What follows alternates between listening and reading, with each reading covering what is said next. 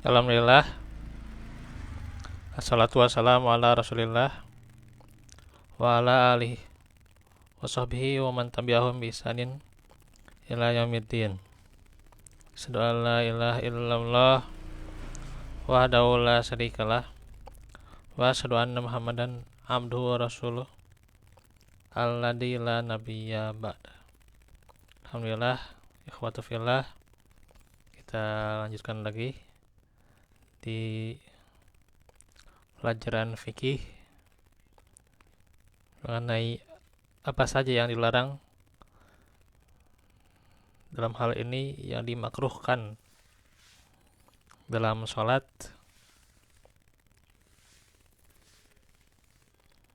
Kita akan masuk poin 13 ya. Di antaranya yang dimakruhkan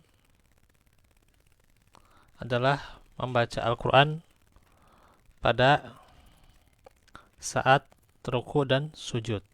Berdasarkan sabda beliau, ala wa inni nuhitu an aqra'al Qur'ana raki'an au sajidan. Ketahuilah bahwa saya dilarang untuk membaca Al-Quran saat ruku atau sujud. Ini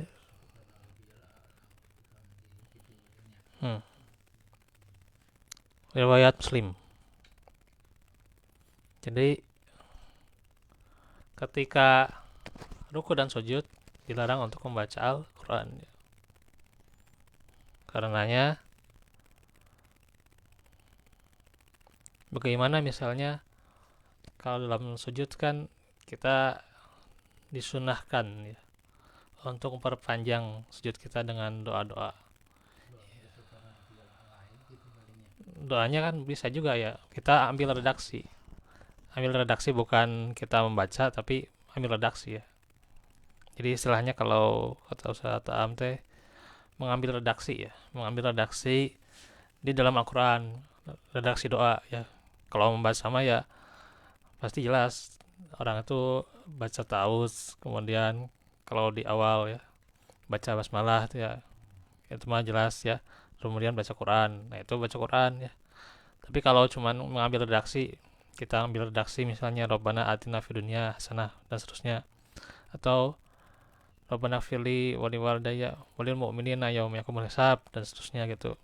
Kita ambil redaksi yang itu merupakan doa-doa, ya itu nggak masalah ya. Kalau dalam sujud ya, dalam sujud kita perpanjang, kita ambil redaksi doa-doanya, doa-doa dalam Al-Quran, boleh-boleh saja ya. Nah itu, dan juga selain dalam sujud juga memperpanjang sujud kita, maka bagaimana caranya ya? Ya kita baca dulu misalnya Subhana Rabbiyal A'la ya, sampai ya berulang-ulang. Kemudian juga ya boleh mau 10-11 kali juga boleh. Ya Nabi juga kan sampai 11 kali. Ya, ya lama ada sujudnya kan gitu. Enggak dibatas. Wa subhan rabbil ala terus menerus boleh. Nah, kalaupun misalnya sudah subhan rabbil ala atau doa lain ketika sujud ya, sudah kita ucapkan baru kita berdoa ya. Doa apapun silahkan ya. Berdoa dengan redaksi ayat-ayat Al-Quran, redaksinya di Al-Quran ya, mengambil redaksi doa di Al-Quran atau di hadis ya. Nah itu silakan saja itu ya. Bisa karena kan Tuhan mengambil redaksi. Jadi kita berdoa ya. Kita berdoa bukan untuk membaca Al-Quran gitu.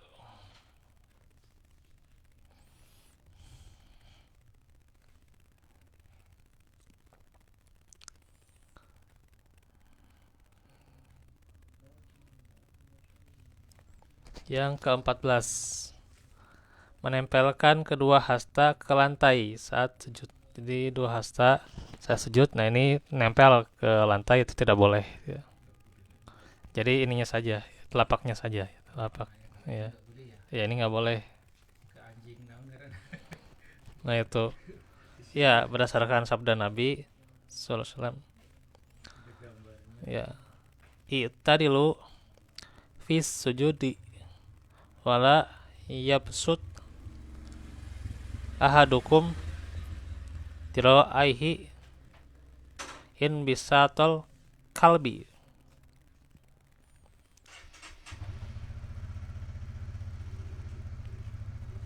Tegakkanlah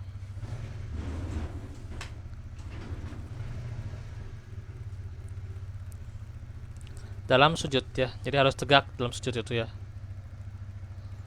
Tidak boleh rada miring ke belakang tuh ya. Kan suka banyak di kita sujud itu ya miring ke belakang gitu ya.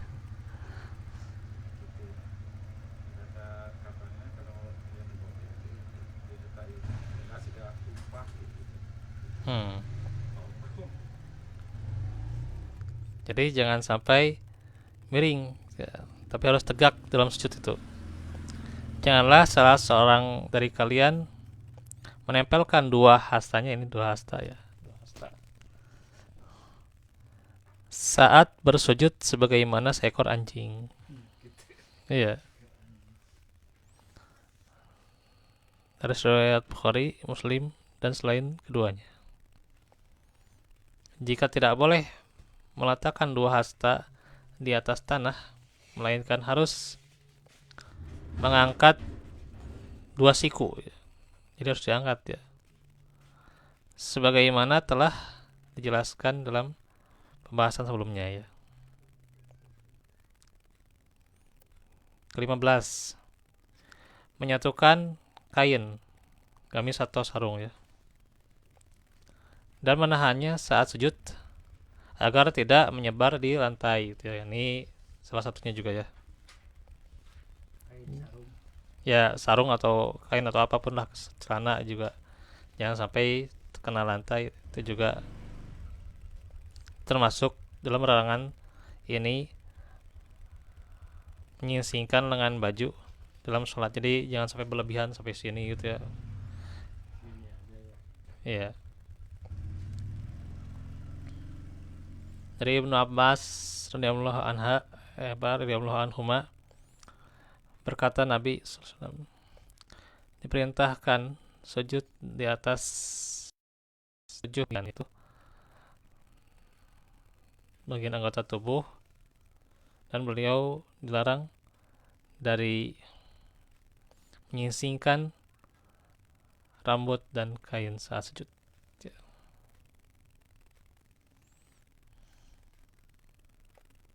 Nah, kemudian juga yang ke-16, ik'a ya, ada duduk yang namanya ik'a, yaitu meletakkan pantat di atas dua tanah dengan posisi kedua betis tegak dan meletakkan tangan di atas tanah. Ini tidak diperbolehkan. Berdasarkan hadis Aisyah radhiyallahu anha tentang sifat salat Nabi, dan beliau melarang duduk sebagaimana duduknya setan, yaitu duduknya itu ik'a ya, sebagaimana telah diterangkan di atas tadi ya. Sedangkan hadis Abu Hurairah, beliau melarangku untuk bersujud sebagaimana ayam mematuk ya, cepatnya ya, saking cepatnya si sujudnya itu. Ya, ya seperti ayam mematuk gitu ya gitu.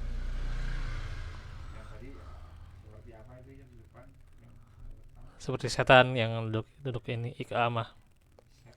Iya setan. Dan duduk ik'a sebagaimana duduknya anjing ya.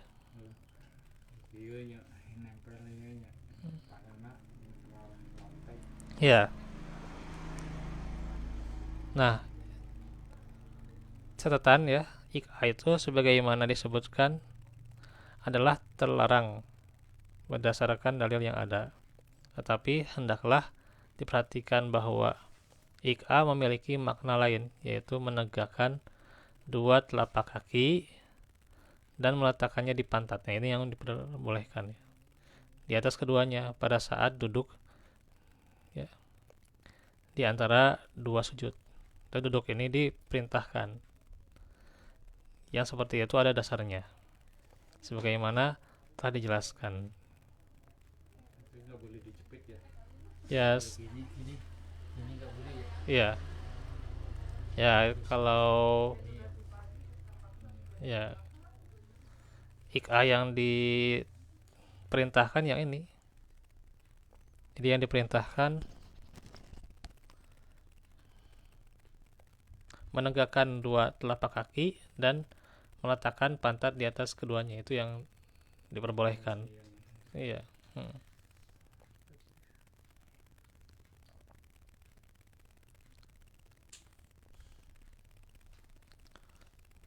Masuk ke poin 17. Meletakkan tangan di atas tanah saat duduk dalam keadaan sholat, kecuali karena uzur. Dari Ibnu Umar radhiyallahu anhu berkata bahwa Nabi melarang seseorang jika duduk dalam sholat untuk bersandar di atas tangan kiri. berarti nggak boleh sandar gini ya. Iya. Termasuk juga bersandar di atas tangan kiri. Riwayat Abu Daud, Ahmad, Hakim, dan Baihaqi ya, dilarang itu ya.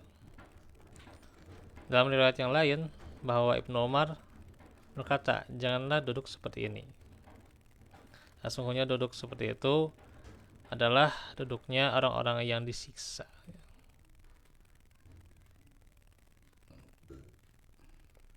Yang ke-18, sujudnya orang sakit di atas sesuatu yang tinggi. Orang yang sakit jika masih mampu, maka ia wajib bersujud di atas tanah ya, kalau dia masih mampu ya. Jika ia tidak mampu, maka cukup menganggukkan ya. Cukup dianggukkan aja kepalanya. Kalau di kereta gimana ya? Kan kita esok sholat di kereta. Ya kalau kereta mah cukup diginiin aja, cukup lebih rendah gitu. Iya. Kalau pas ke bagian lain Arab di sana kan pas Jawa kan ke pulau. Iya. Daripada telat ke sholat. Itu nggak bisa selamat kalau nggak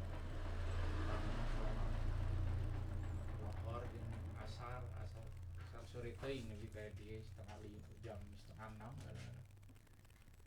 Kira condong. Jadi menganggukkan kepalanya dan tidak harus meletakkannya pada bantal atau semisalnya untuk tempatnya bersujud ya. Berdasarkan hadis Ibnu Umar, Rasulullah menjenguk salah seorang sahabatnya yang sedang sakit. Sedangkan saya bersama beliau masuk menemuinya yang sedang melakukan sholat di atas kayu ya. Lalu ia meletakkan dahinya pada kayu dan merundukkannya kepadanya. Beliau lalu membuang kayu itu, namun orang itu mengambil lagi atau mengambil lagi bantal ya, ambil bantal. Beliau lalu bersabda, tinggalkanlah hal itu. Jika engkau mampu melakukan sujud dengan bagus, dengan baik di atas tanah ya, maka lakukan. Tetapi jika tidak, maka cukup engkau merundukkan kepala. Jadi cuman dirundukkan doang gitu ya. Rendukkan dan jadikan sujudmu lebih rendah daripada rukumu ya. Tuh. Ya, kalau sujud lebih rendah daripada ruku. Itu bagi orang yang sakit ya. Atau dari orang yang misalnya ya dalam kendaraan tapi ya dalam keadaan memang seperti di kereta itu. Ya. Tadi Rikes bisa kan opat rakaat lohor kan? Bisa di jama di kosor.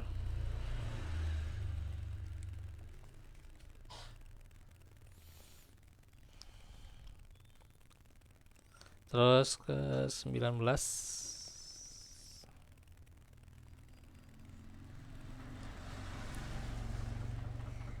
19. Mengusap kerikil tempat sujud dan meniup tempat sujud.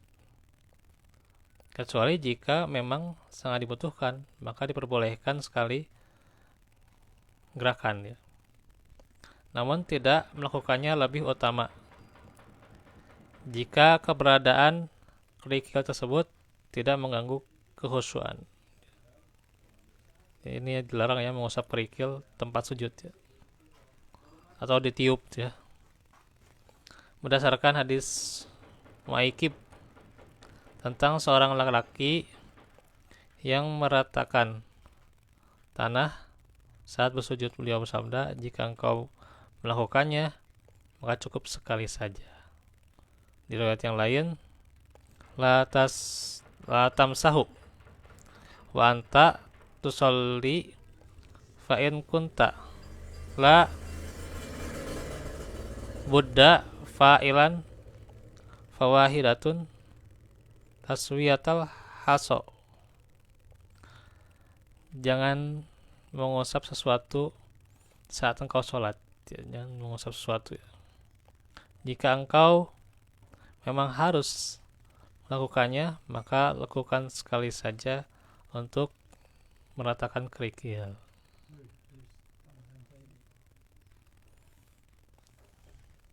Kalau udah sholat, udah salam gitu mengusap gitu bisa ya. Lebih baik Assalamualaikum. nanti niman ketika dalam sholat. Kita yang di ini catatannya dulu ya.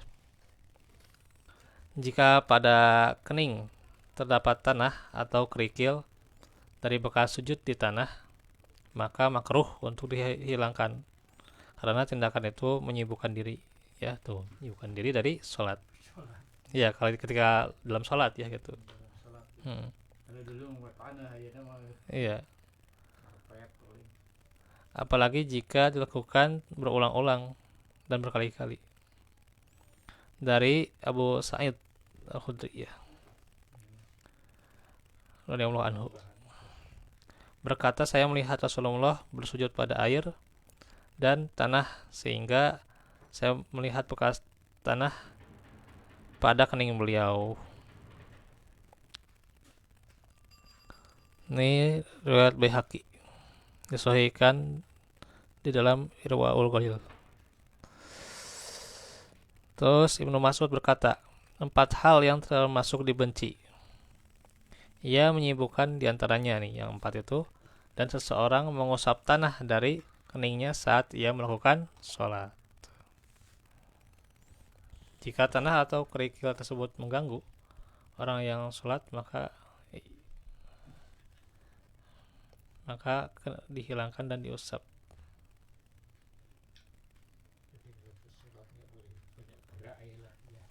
Ya, bagusnya di luar sholat gitu. iya, bagusnya tidak boleh banyak gerak dalam sholat mah. Walaupun ya kalau sedang dibutuhkan silakan saja gitu ya. Bikin nyamuk lah. Iya, kalau dibutuhkan mah silakan. Iya. Pasal lu kalian. Ini kita bereskan ya poin-poinnya sampai poin 23 nih ya. Sekarang ke 20. Mendahulukan 2 lutut sebelum 2 tangan ke atas tanah saat hendak sujud.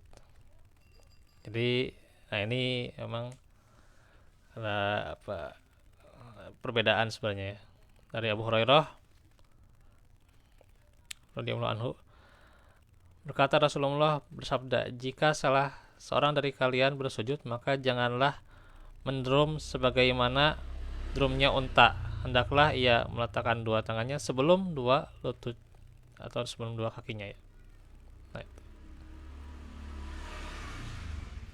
jadi jangan didahulukan 2 lututnya, tapi tangannya dulu gitu ya. Ini sudah ditakhrij ya.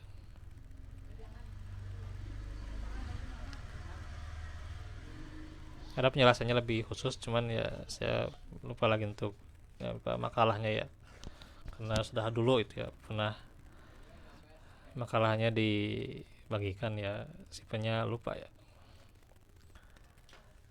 Sekarang ke 21 aja. Memberi isyarat dengan dua tangan arah kanan dan kiri saat melakukan salam. Nah, isyarat seperti ini banyak terjadi di kalangan yang awam ya, baik laki maupun perempuan, padahal dia terlarang dalam sholat. Dari Jabir bin Samurah radhiyallahu anhu bahwa ia berkata, jika kami melakukan sholat bersama Rasulullah, kami berkata, semoga keselamatan dan rahmat atas kalian.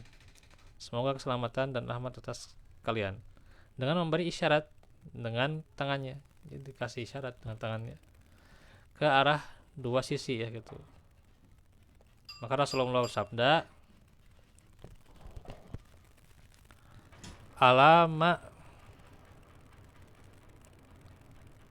tu mi'una bi aydikum ka'annaha adnabu khailin syumsin innama yakfi ahadakum an yado'a yadahu ala fakhidhi thumma yusallimu ala akhihi man ala yaminihi wa shimalihi. Atas dasar apa kalian menggerakkan? Jadi menggerakkan apa sebutannya? Tangan kalian seperti ekor kuda gitu, kanan kiri gitu ya gitu.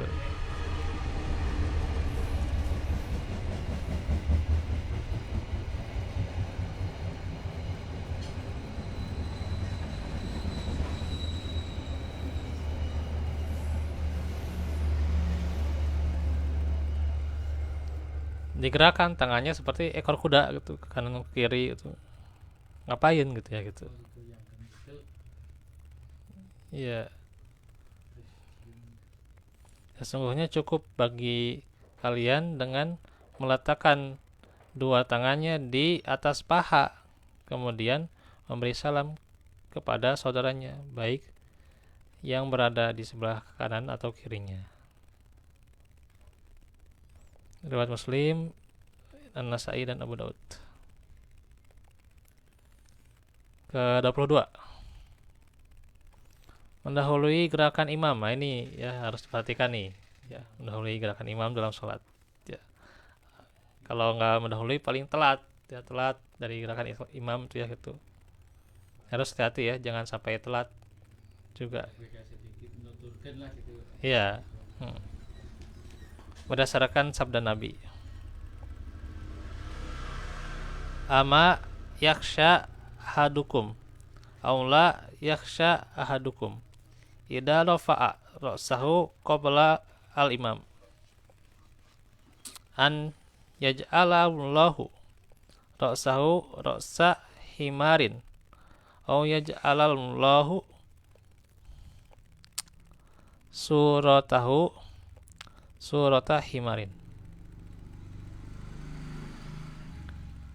Tidaklah salah seorang di antara kalian takut jika mengangkat kepalanya sebelum imam. Ya, dia angkat kepalanya sebelum imam.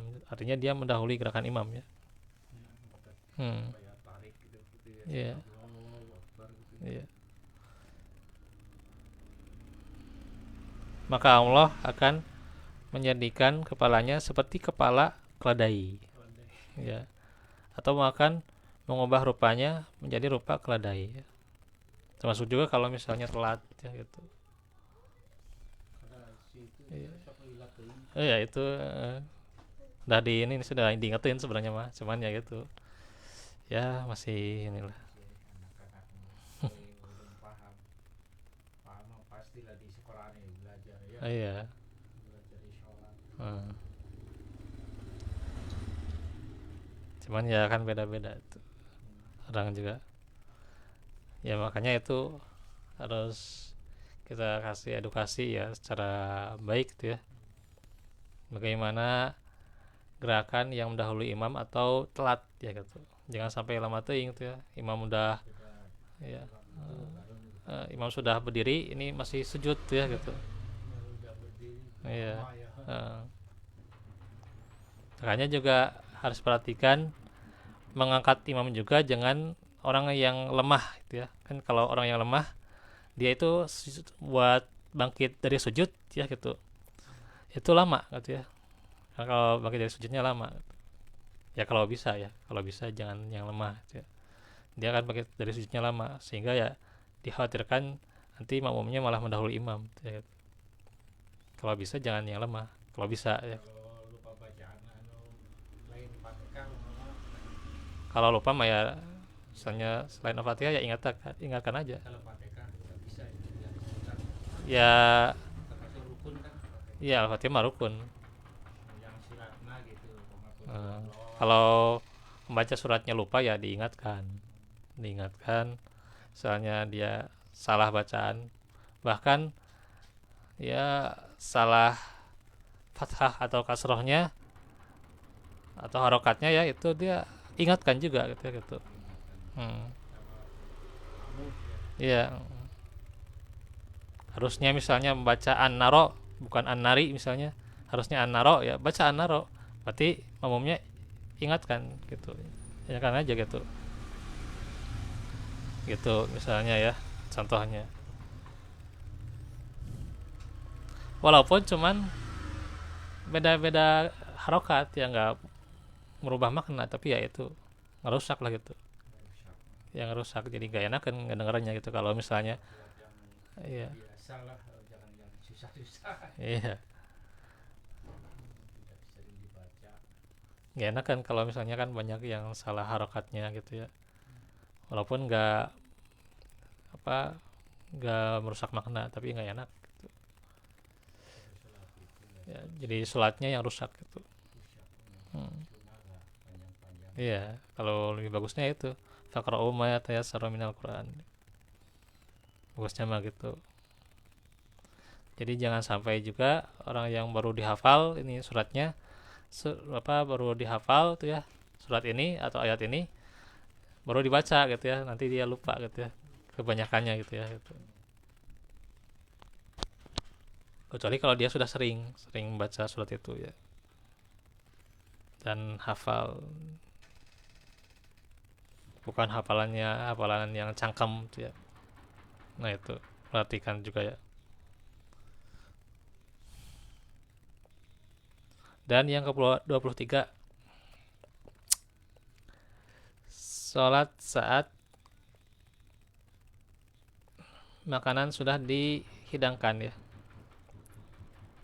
atau menahan diri dari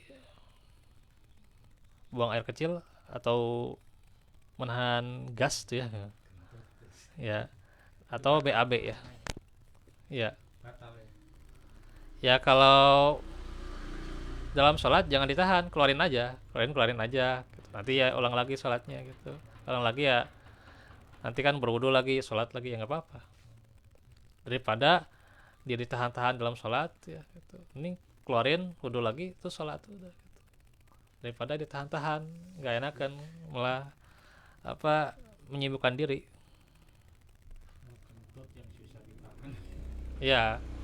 Ya kalau mau ngeluarin gas batalin so keluarin gasnya nanti wudu lagi terus sholat gitu. Kencing bisa ditahan. Hmm. Begitu juga ya menahan BAB ya, apalagi ini ya. Jadi apa lah ya. Iya, Habis itu tadi patungan di masjid tadi. Gara-gara anu jorok kemarin tadi banjir stagnan. karenanya dari Aisyah radhiyallahu anha saya mendengar Nabi bersabda, la salata bihadratit ta'ami wala wa yuda fi'hu al ihtisan apa mana al ah basan ya al ah basan. Kurang jelas Arabna wala wa yudafi'uhu al akhbasan ya. Tidak ada sholat saat makanan sudah dihilangkan dan saat ia menahan dari kotoran baik kencing atau buang air besar, yaitu ya akhbasan ya. Yang kedua itu ya baik kencing maupun BAB. Iya, iya.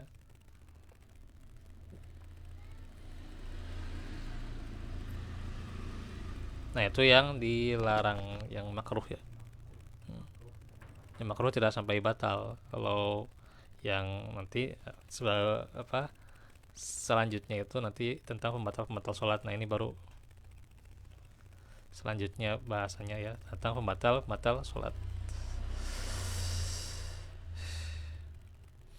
Oh ya, tentang misalnya saat makanan telah dihidangkan ya, itu lebih bagusnya ya makan dulu ya. Lebih bagusnya makan dulu kan, kalau nggak kuat atau misalnya ingin makan ya karena ya hasrat ingin makan ya, daripada kelaparan ya makan dulu. Tapi kalaupun misalnya masih bisa ditahan itu ya saat itu pula kan, dan makanan belum benar-benar dihidangkan itu ya, ya berarti itu dia sholat saja gitu. Nah, itu saja dulu ya. Nah, kurang lebihnya untuk ini pembacaan ini emang agak ini kalau baca dari PDF tuh ya saya juga agak ini.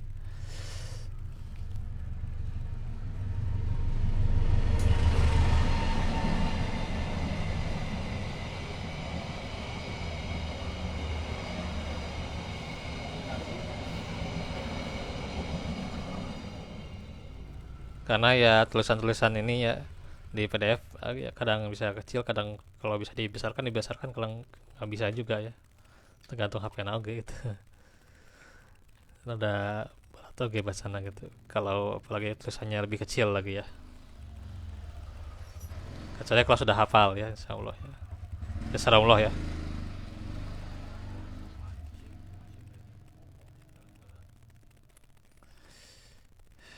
Nah, itu saja dahulu. Walafu minkum walafu minkum aku lakum hada wa astagfirullah li walakum. Insyaallah kita lanjutkan lagi ya, masih besok Kamis ya. Ya, kita tutup dengan doa. Rabbana atina min rahmah wa Rabbana atina benar. Aku lakum hada. Assalamualaikum warahmatullahi wabarakatuh.